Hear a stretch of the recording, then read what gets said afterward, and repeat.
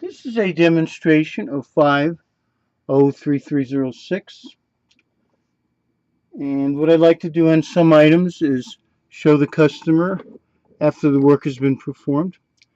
The original testing procedure was to feed in sine waves into the one of the inputs on the back and monitor the output on a dual trace oscilloscope, and that is a much more precise and telling way, a revealing way of seeing a problem.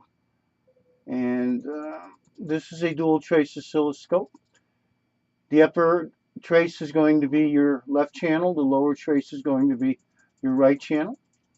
And when we initially were able to duplicate the problem, the customer told us that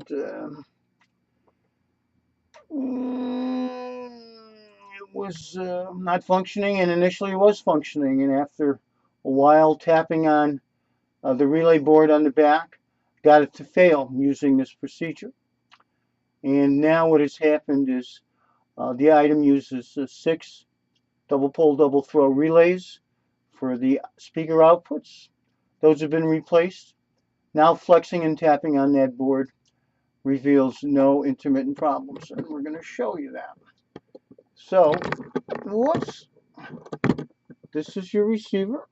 We have to have the light down a little bit or the oscilloscope saturates this camera. And I'm going to turn this on.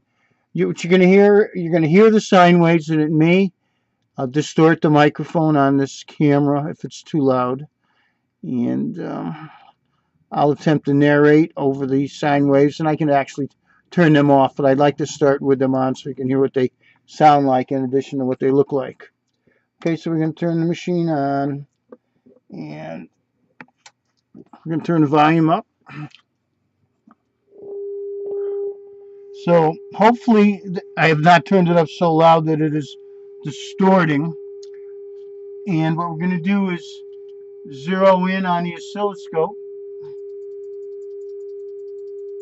And I'm going to actually switch the speakers off because I want to turn the audio up a little bit more so the oscilloscope can show the sine waves fuller.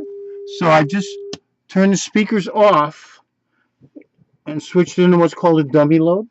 Dummy load stresses the receiver just like speakers do, but does not produce sound, so we're not going to saturate the microphone on the camera or hurt my ears. So I'm going to turn this up. I'm turning the volume up, and the upper display, the upper trace is your left channel, lower trace is your right, and right there is two horizontal bar graphs which also represent the upper bar graph is your left and the lower is right. And that's calibrated in watts and decibels and allows us, in conjunction with the oscilloscope, to find intermittent problems. So we're going to go back to the scope. Let me put this down here, and I'm going to go in the back on your machine and tap on that board that gave us the failure initially. And here we go. As you can see, I'm going to make sure the camera's still there. Yep.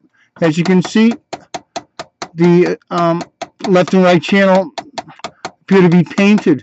They're so stable, and I'm tapping on that relay board. I'm now going to flex the relay board, pretty much banging on the whole machine. But this is how I initially tested it and saw the failure. And now, as you can see, both channels are rock solid. I'm going to turn the speakers on again, and you're going to hear how loud it actually is now, and it will likely distort the microphone.